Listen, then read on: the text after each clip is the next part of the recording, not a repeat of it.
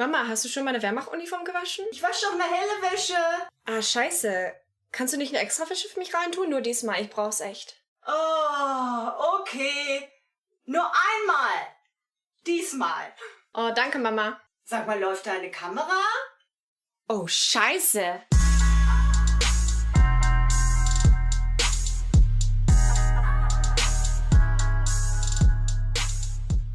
So, after many of you have speculated about my stance on race, especially my recent one, I've decided to make a video about it. Because heck, I love talking about things that will probably get me kicked off YouTube and every other social media website.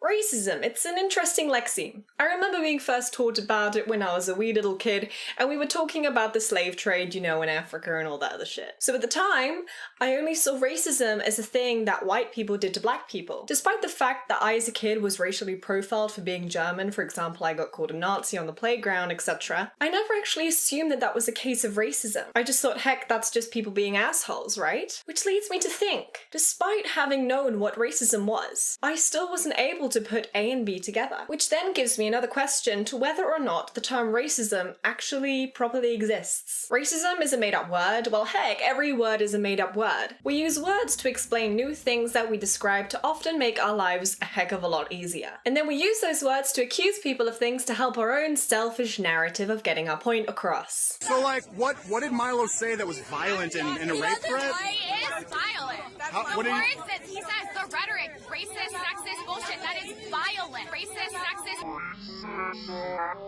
The same goes with transphobia, Islamophobia, and many other words that are used for fear-mongering. And words like these all lie under the same hood. They are used to force people to ignore why we might feel uneasy about people that look or are a little bit different. And notice how these words were mostly created by minorities or people who felt oppressed. These words gave people power that would inevitably cause other people a retraction of rights. For example, when we speak of racism, the overuse of the word has allowed affirmative action to be implemented in our society. Or when we use the word sexism, the use of that word has allowed women to gain more custody rights, despite the fact that they probably have been terrible mothers or triggered a divorce for no reason. Obviously, I wouldn't deny that any type of racism is still prevalent in our society, but that's not really my point. My point is, why do we need to use the word racism to describe the development of African or some Middle Eastern countries? Let's look at the continent of Africa, for example. What we're told as wee little youngsters is that the white man has caused every single issue that exists in Africa, and that we are the reason that they are not developed. Could you believe it? Some people actually still think that Africa would look like this if the white man wouldn't have interfered. Really, nigga? But what we weren't told as wee little youngsters is that Africans were enslaving, killing, and raping people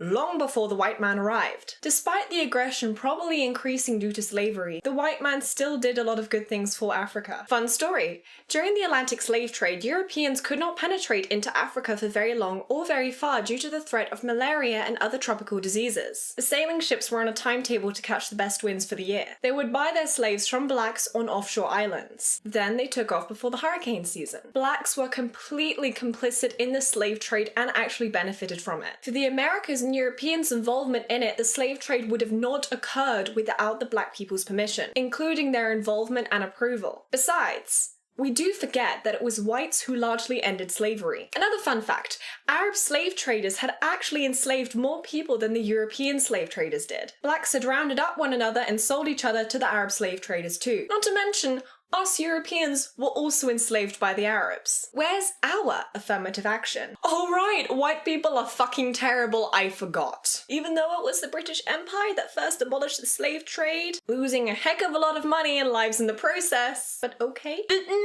white men people still ruined Africa. Actually, when the European Empire stepped away from Africa, Africa practically went down the shitter. I mean, who did they elect in their first democratic election? Surely they must have elected someone who liberated the country and proved many rights for blacks. No.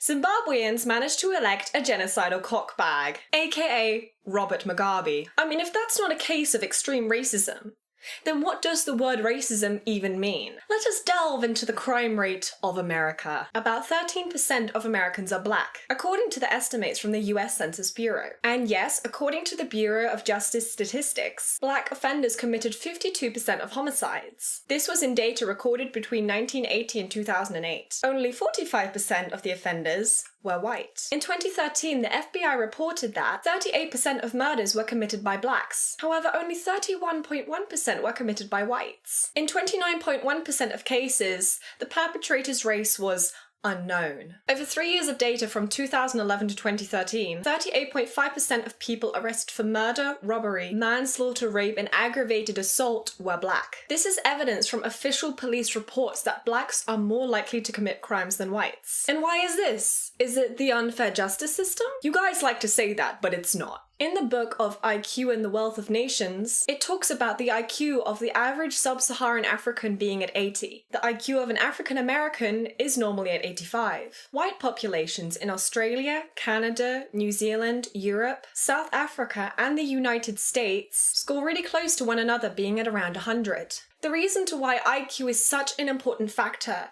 is because a lower IQ causes many detrimental factors in society. These include poverty, dropping out of school, unemployment, divorce and lower rates of marriage, welfare dependency, a child's poor motor skills and development, and criminal behavior. So then, setting out these societal differences, which is backed by data, surely should be common sense, right? Think again, we are still expected to act as if these IQ differences do not exist at all, thus assuming that the societal problems occurring are not a genetic factor, but are blamed on white people as per usual. And if we highlight these slight differences, we are called racist and assholes. However, it is a fact that wherever black people are concentrated in large numbers in the West, they are likely to promote tribal situations, such as gangs, territories, and fights, but for some reason it is still our fault as white people. On average, densely populated black communities show a thirst for tribal mentality, as well as tribal warfare, because it is still white people to blame for a problem that is predominantly genetic. Whites have given many resources to help black communities in the West and even in Africa. However, black communities on average remain unsuccessful in full integrations in civilized communities. It might also be surprising that blacks have a higher self-esteem than whites on average. In one large study of 11 to 16-year-olds, blacks rated themselves as more attractive than did whites. Blacks also rated themselves higher in reading, social studies, and science,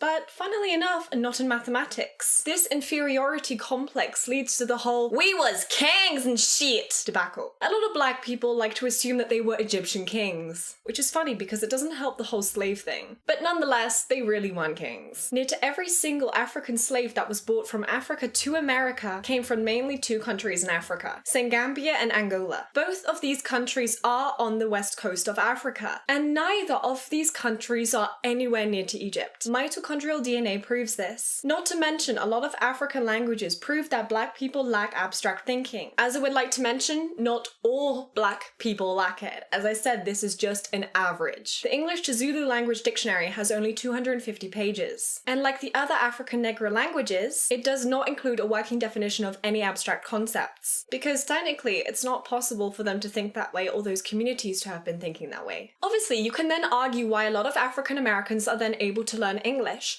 However, do you remember when I said that the average African American IQ is 15 points higher than that of the sub-Saharan Africans? That could be a reason why. So again, whenever I'm talking about this, it's really important to remember that I am talking about an average. Anyway, that's enough from me. I'm going to be going back to what I can do best, and that is being literally Hitler. And as always, keep memeing and dreaming.